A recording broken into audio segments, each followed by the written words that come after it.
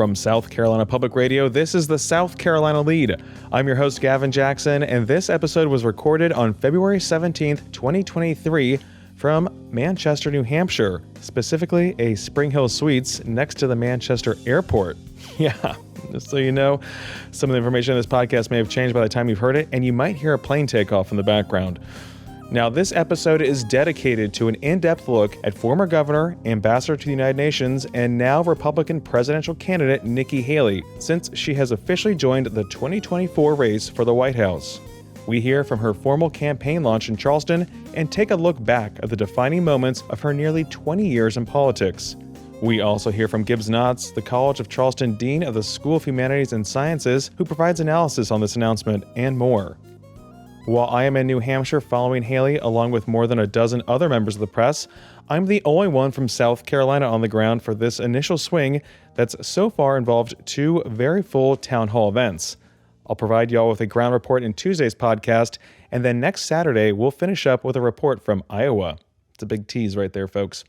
Now, while I'm out and about, we do want to still hear from you guys. I need some motivation. I want to hear from you people. Give us a shout, 803-563-7169. We love hearing from our listeners. Tell me any questions you have about the race, what you want to know, what I'm seeing, what I'm eating in New Hampshire. Oh, I got some big news for you guys in the wind down. You're going to love it. 803-563-7169. Give us a shout.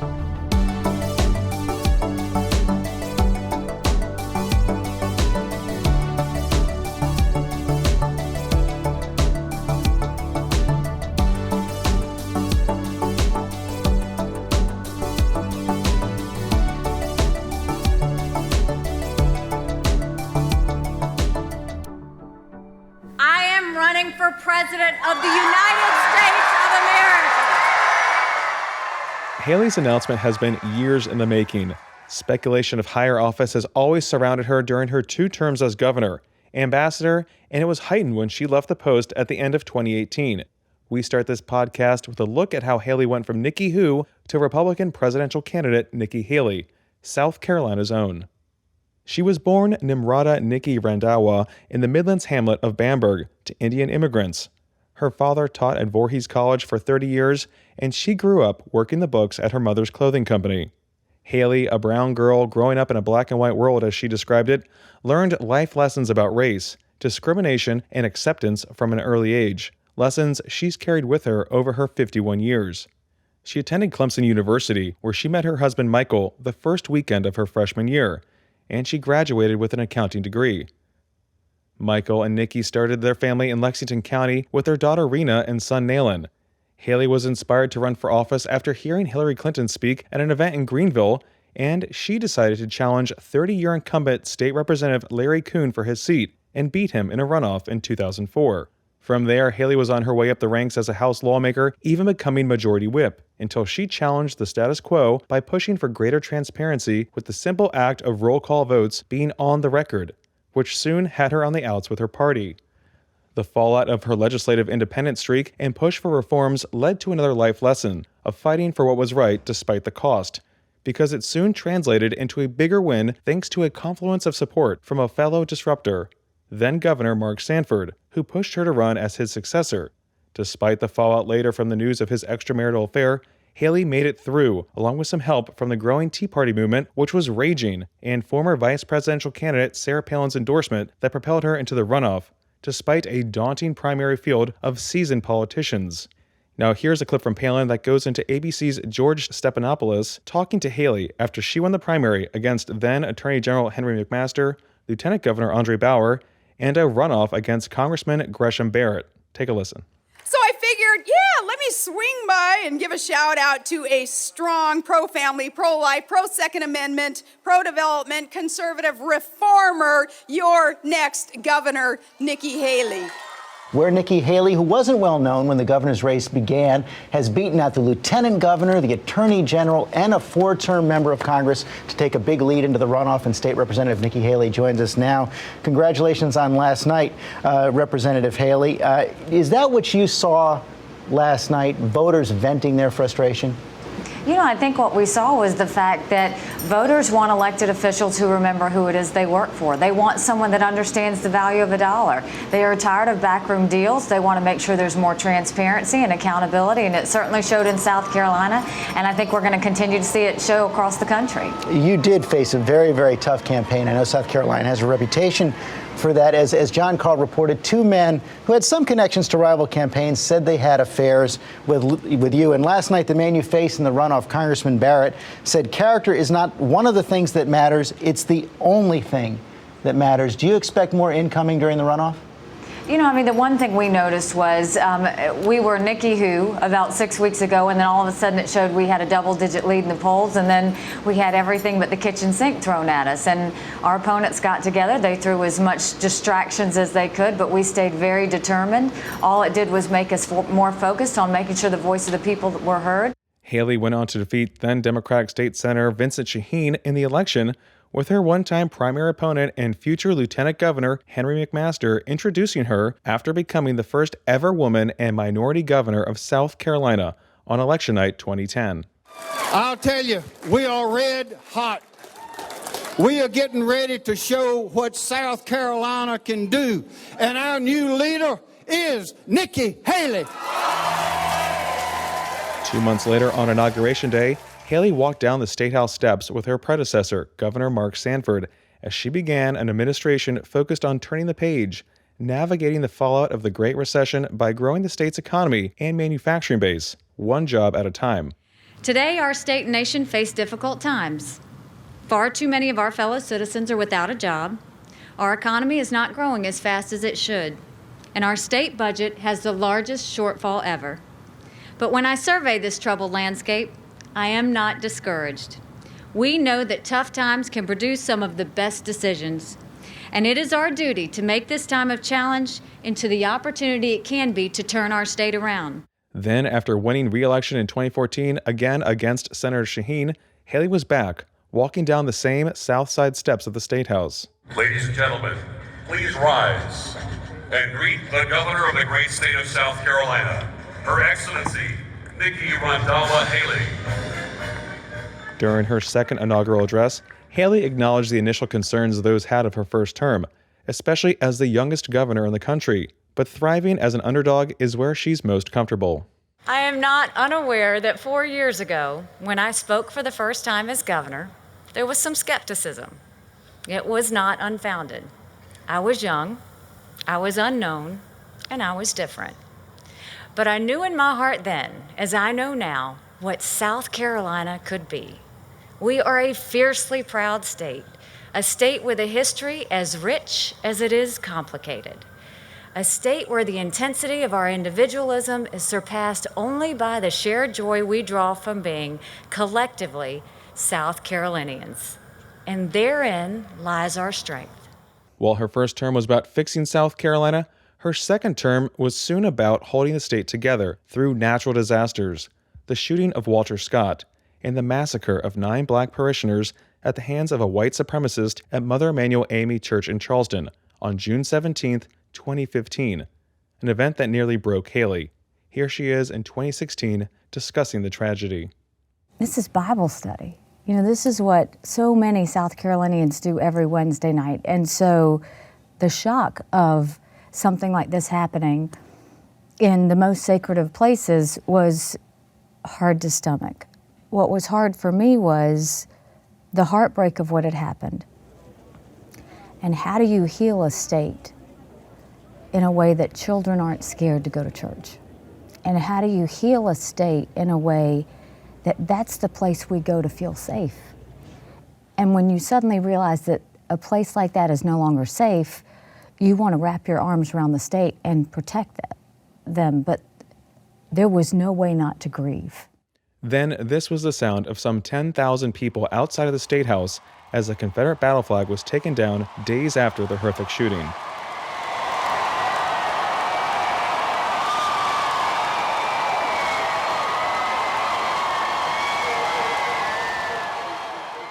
The power of the horrific event, the way the shooter idealized the Confederate battle flag, and the grace victims' families showed led Haley to call for the downing of the controversial symbol, that had been flying out front of the State House since 2000, after previously flying atop the State House dome since 1961. Before signing the bill, Haley spoke in a packed State House lobby surrounded by lawmakers, former governors, press, and others, and she said this. So, it's hard for us to look at what is happening today and not think back to 22 days ago. It seems like so long ago because the grieving has been so hard. But at the same time, we have all been struck by what was a tragedy that we didn't think we would ever encounter.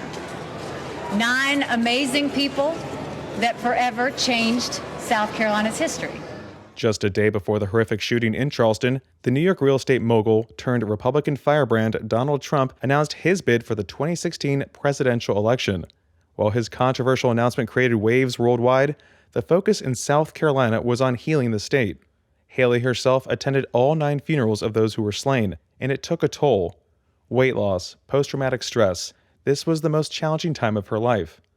But even as Trump's rhetoric, which included racial dog whistles as well as undertones of hate and xenophobia, began registering with bigger and bigger crowds, including in early voting South Carolina, Haley's lieutenant governor took note of the growing dissatisfaction Trump had tapped into and became the first statewide official in the nation to endorse Trump in 2016, a savvy move that would pay Henry McMaster dividends and make him Haley's successor in early 2017. Here he is giving his speech, seconding Trump's nomination at the 2016 Republican National Convention in Cleveland. To paraphrase one of the poets of our time, Buffalo Springfield, there's something happening here. What it is precisely clear. We are going to make America great again with Donald Trump. Thank you, and God bless you.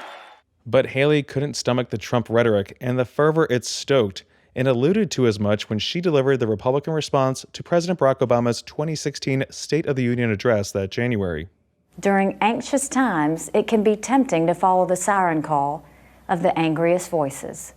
We must resist that temptation. No one who is willing to work hard, abide by our laws, and love our traditions should ever feel unwelcome in this country. At the same time, that does not mean we just flat out open our borders. We can't do that. We cannot continue to allow immigrants to come here illegally. Haley and Senator Tim Scott, whom she appointed to fulfill Jim DeMint's remaining term in 2012, ended up backing Florida Senator Marco Rubio, a snub to former Florida Governor Jeb Bush, who had been close with Haley early in her career but was flailing in the polls and eventually came in 4th in South Carolina's primary. Even Rubio narrowly won 2nd place over Senator Ted Cruz, 10 points behind Trump. Here is Haley stumping with Rubio in Atlanta and blasting Trump for not disavowing former KKK Grand Wizard David Duke, who encouraged his radio listeners to vote for Trump. But the one thing that I want you to remember that I came from South Carolina to Georgia to tell you is South Carolina went through a terrible tragedy last year. And the KKK came to South Carolina from out of state to protest on our State House grounds. We saw and looked at true hate in the eyes last year in Charleston. I will not stop until we fight a man that chooses not to disavow the KKK. That is not a part of our party. That's not who we want as president. We will not allow that in our country. But it all changed on election night 2016.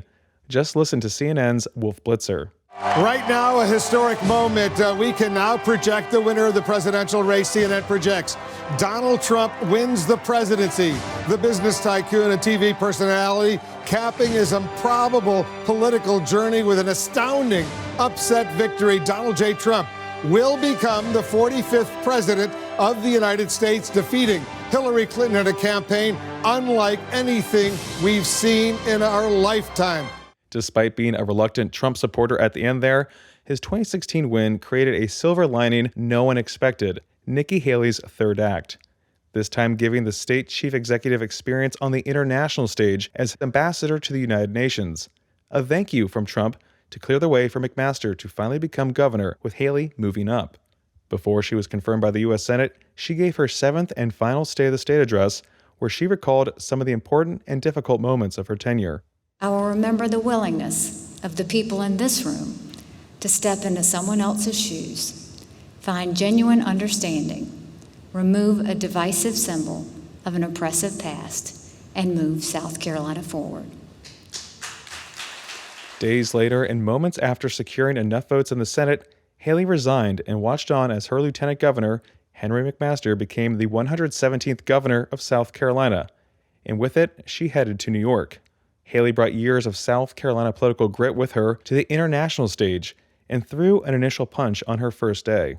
And the way that we'll show value is to show our strength, show our voice, have the backs of our allies, and make sure that our allies have our back as well. For those that don't have our back, we're taking names. From facing off against North Korea, Iran, Russia, China, and others, Haley fell into a groove and began trying to reform an institution which America heavily funds, but she says doesn't get a good enough return on their investment. Moving the American embassy to Jerusalem, fighting North Korea on missile testing, and getting an arms embargo passed against South Sudan were wins. But blasting Syria for gassing its own people and chastising foes for not supporting a resolution condemning Bashar al-Assad's regime was a defining moment. While fighting in New York, she still had to deal with internal turmoil of the unorthodox Trump administration. However, as a cabinet member and part of the National Security Council, she was always able to cut through to reach Trump, especially when he made major missteps. Removing the United States from the Human Rights Council was also a big win for Haley, who saw the organization as ineffective, especially considering some of the problematic countries and regimes that were represented in the group. Here she is in Vienna in 2018 with then Secretary of State Mike Pompeo. The United States is officially withdrawing from the UN Human Rights Council. In doing so, I want to make it crystal clear that this step is not a retreat from human rights commitments. On the contrary, we take this step because our commitment does not allow us to remain a part of a hypocritical and self-serving organization that makes a mockery of human rights. Haley, who had outlasted others in the shaky first years of the Trump administration, including the Secretary of State Rex Tillerson and National Security Advisor H.R. McMaster, both who were ousted in the spring of 2018, was now feeling the squeeze of their replacements, Mike Pompeo and John Bolton respectively, who both sought to clamp down on her influence and input with Trump. Those were contributing factors that led to her decision to bow out at the end of the year, which she surprised Trump with in an October 2018 announcement in the White House Oval Office. I think you have to be selfless enough to know when you step aside and allow someone else to do the job. So thank you, Mr. President. It's been an honor of a lifetime. And I will say this, for all of you that are going to ask about 2020, no, I'm not running for 2020. I can promise you what I'll be doing is campaigning for this one. So I look forward to supporting the president in the next election. Haley became a private citizen for the first time in 15 years in January 2019. And despite rumors that she was preparing to replace Vice President Mike Pence, she moved to Kiowa Island, wrote 2 books, briefly joined the Boeing Board of Directors, gave high-dollar speeches, and lived a relatively unscheduled life with her family as she watched her party lose the White House in 2020, building on the losses of the 2018 midterms, and then she worked to support a red wave that didn't materialize in the 2022 midterms. As a result of those losses, she spoke about the need to take the country in another direction with Fox News' Brett Baer days before her own announcement to run for president, despite saying she wouldn't get in the race if former President Donald Trump did, which he did in November. But generational change is needed, she told Baer. But when you're looking at a run for president, you look at 2 things. You first look at, does the current situation push for new leadership? The second question is, am I that person that could be that new leader? Yes, we need to go in a new direction. And can I be that leader? Yes, I think I can be that leader. Now, after years of the questions of will she or won't she, Nikki Haley made it official with a video released on Valentine's Day morning and then on Wednesday before some 2,000 supporters in downtown Charleston, where she walked out to Eye of the Tiger and made it official. Here are some moments from that address. But there's something else that's eating away at our national core. On Biden and Harris's watch, a self-loathing has swept our country. It's in the classroom, the boardroom, and the back rooms of government. Every day we're told America is flawed, rotten, and full of hate. Joe and Kamala even say America's racist. Nothing could be further from the truth.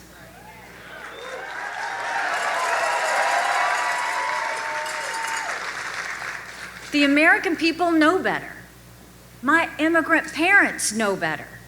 And take it from me, the first minority female governor in history, America is not a racist country. Strengthening America, believing once again in America, is the only way to defend ourselves from those who want to destroy us. When America is distracted, the world is less safe. And today our enemies think that the American era has passed. They're wrong. America is not past our prime, it's just that our politicians are past theirs.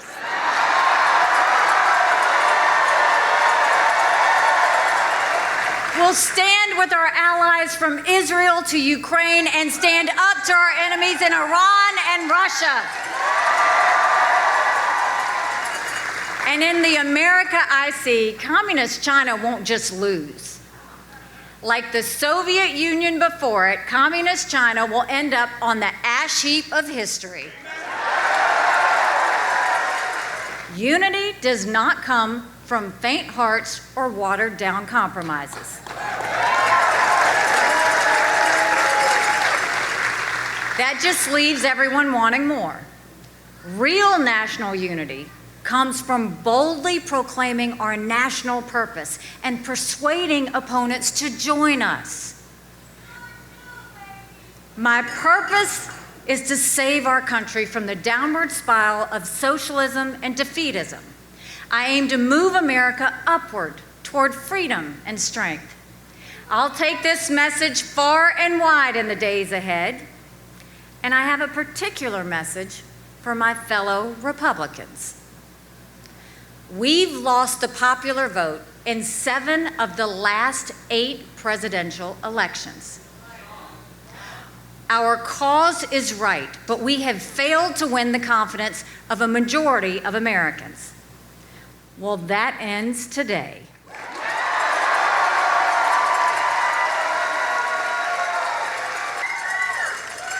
For a strong America, for a proud America, I am running for President of the United States of America. To understand more about this historic announcement, we spoke with Gibbs Knotts. He's the Dean of the College of Humanities and Sciences at the College of Charleston, and he's also co-authored the book on the South Carolina primary. And I started off by asking Professor Knotts just what Nikki Haley has to do to make it to November 2024, in a field where former President Donald Trump commands a solid chunk of supporters and other challengers are set to materialize, including Senator Tim Scott, who launched a listening tour the day after her announcement, as well as others like Pompeo, former Vice President Mike Pence, Florida Governor Ron DeSantis, and more. Here's my conversation with Professor Knotts at CFC's Cistern Yard, where I opened by asking him what Haley has to do to win. I think she's got to figure out what her lane is. Right now, she's pretty low in the national polls, but she's just kicking off her campaign, and it's definitely a mistake to underestimate Nikki Haley. She's never lost an election. She has executive experience, but she also has experience in the international arena by working in the United Nations. And so, again, somebody who's a very formidable candidate and somebody to be taken very seriously for 2024. And when we talk about that, Gibbs, we talk about this field. She's now the second person to jump in this field at this point in February 2023. It's a long way to next year when we see these primaries. What does she have to do right now with Donald Trump? I mean, she's going to be fighting with him a good bit. I'm sure there might be some nicknames. There might be some back and forth. Right. How does she have to mesh that? Yeah, I mean, she's been somebody who, over the course of her career, has been able to kind of get the favor of Trump, but also reach out and get traditional Republican voters and support for them as well. It's not every candidate can't do that, and so obviously there's going to be a feud now because she's challenging him, and she said she ultimately wouldn't run if he was going to run. But I do think, look, she's tough. I suspect she'll probably use some humor. I think she'll probably pull on some, pull some good Southern phrases out there like "bless your heart" or something like that to really try to beat back Trump. I mean, no one was really able to sort of survive in 2016. he was very effective at one by one, whether it was Lion Ted Cruz or little Marco Rubio. But I suspect it's going to be harder to do that to her, and she's extremely tough, and I think she'll be able to fight back. Gibbs, you saw 2016. We were just talking about Right. that. You and Jordan Ragusa, your counterpart, have written the primary book on South Carolina and the primaries. But we saw in 2016, like you're saying, just how difficult it was for people to break out. Right. She did back Marco Rubio back then. That's right. So does that mean that she's going to have a tough time kind of doing what he did as well, getting above that 22% when Trump had a solid 30-something? I think a lot of it depends on how many people run. If it is a field with 10 people, Trump's support is just so strong amongst his core group that I do think it's going to be hard for anybody to beat Trump if a lot of candidates. But if she's able to, if folks drop out sooner, if she's able to go head to head with Trump, I mean, I think she has a really good chance. Of course, it's DeSantis floating around, figuring out what he's going to do. But look, Nikki Haley's got a great resume. She's a very compelling candidate. I think she's going to be able to raise money, and I think she's got a lot of experience, and I think she's going to be able to, be really impressive on those debate stages as well.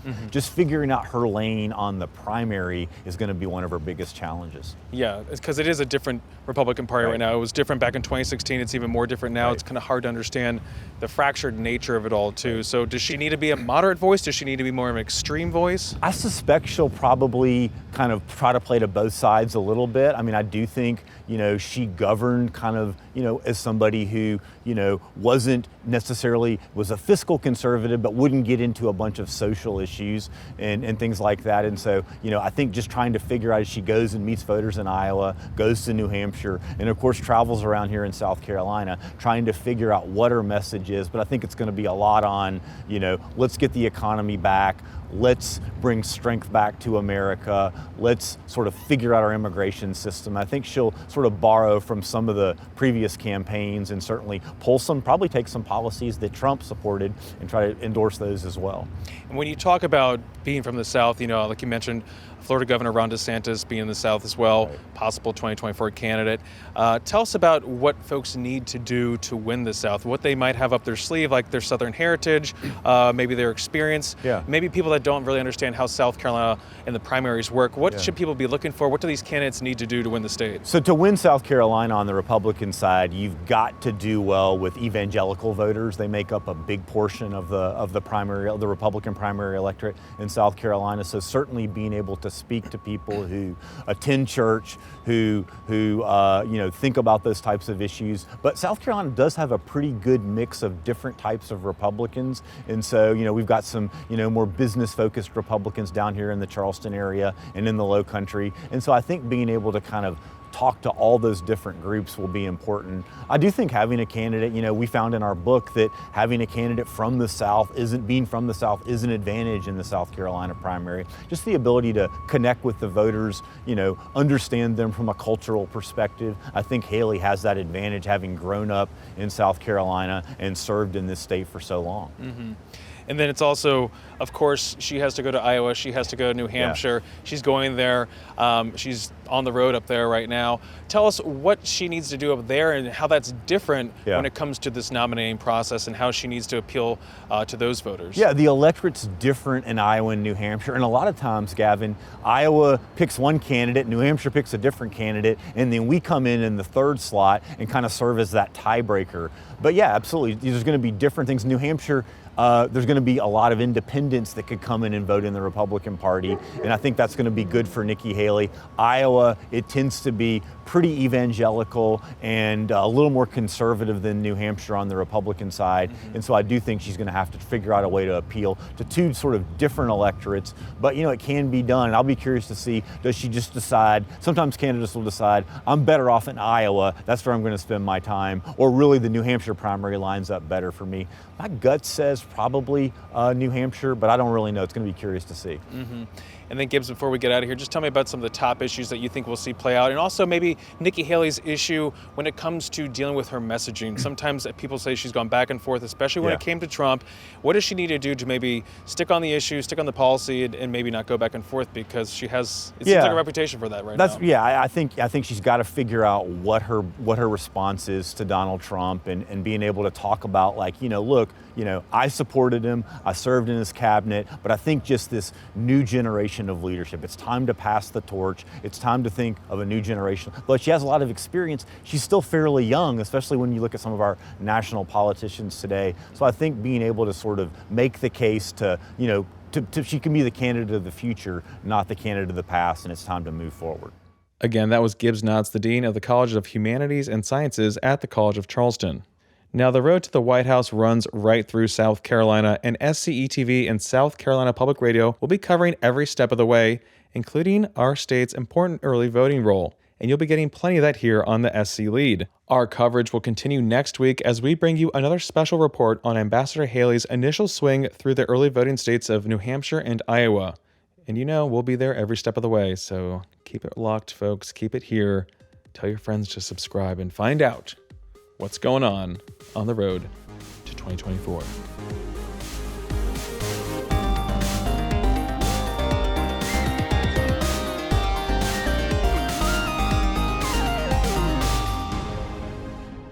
Welcome to the wind down section, our little break from the news. We're glad you're here. This is our chance, like always, to talk about things that are not news related.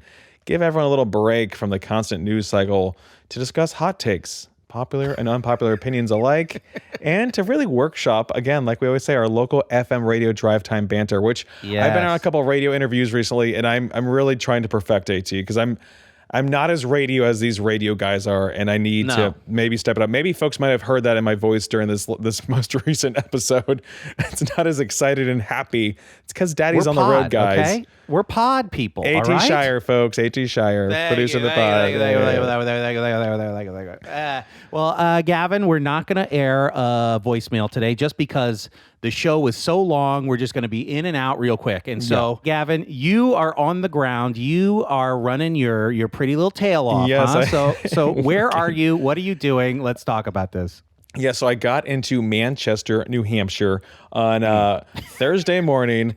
I left Charleston out of a very early morning. I was up at 4:30, packed in like a little pack mule that I was, which makes it all fun. Like I haven't been on the road doing a reporting swing like this in a long time. Even when we do those trips up and around the state, we're always in Meg's car, so we can just leave all of our crap in the car. When you're doing this, I'm like, I got a free carry-on, a free checked bag.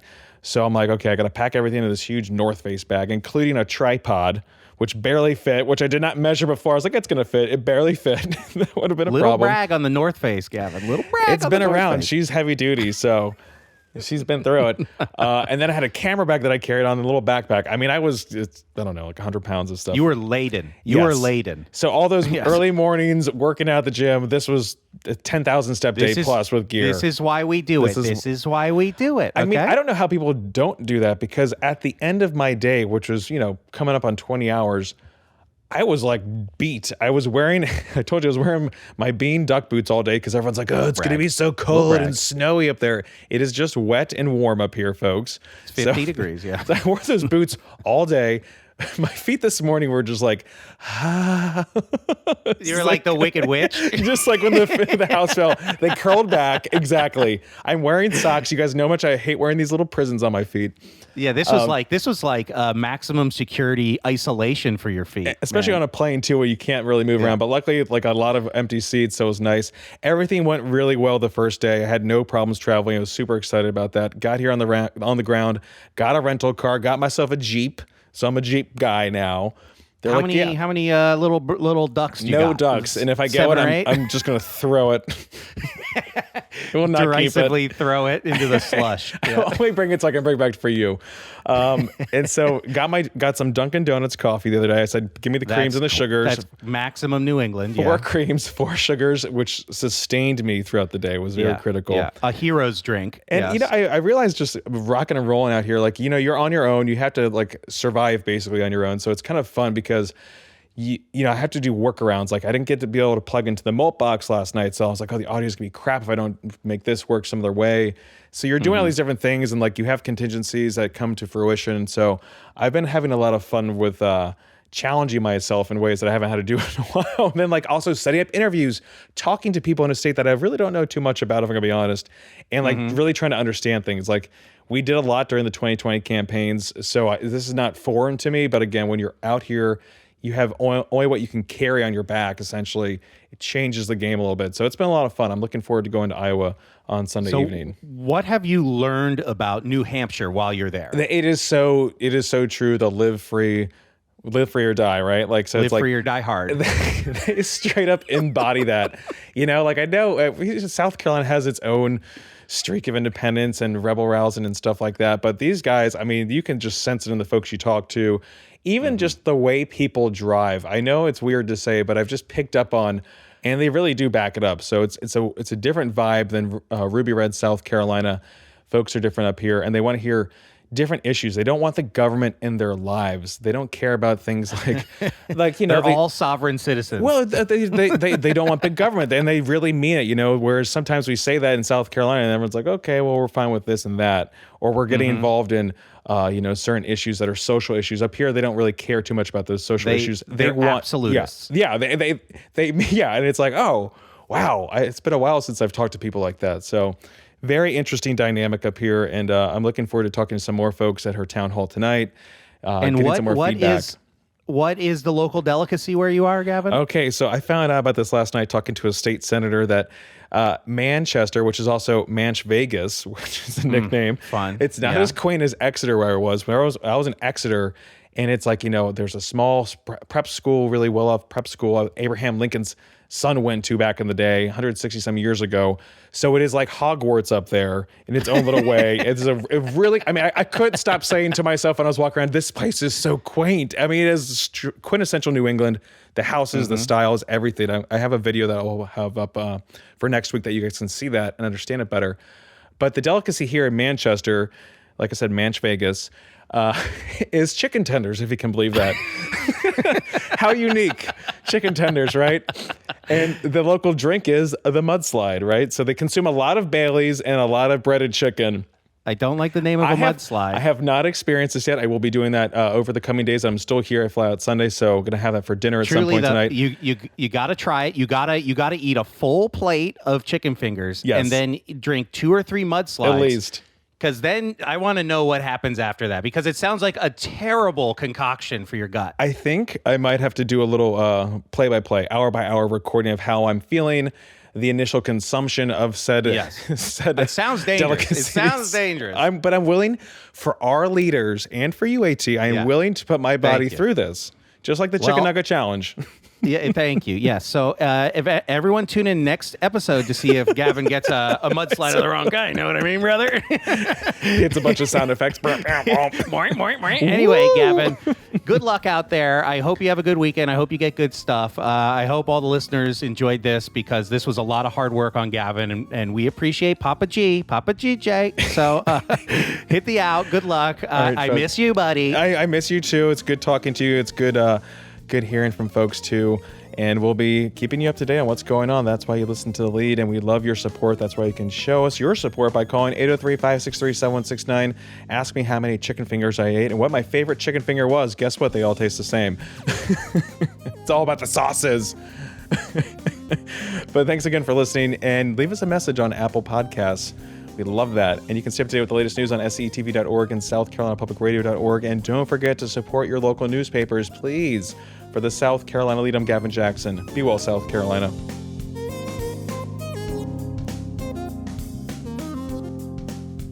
I don't want to say people are judging it, but I've been looking at their faces and there's confusion.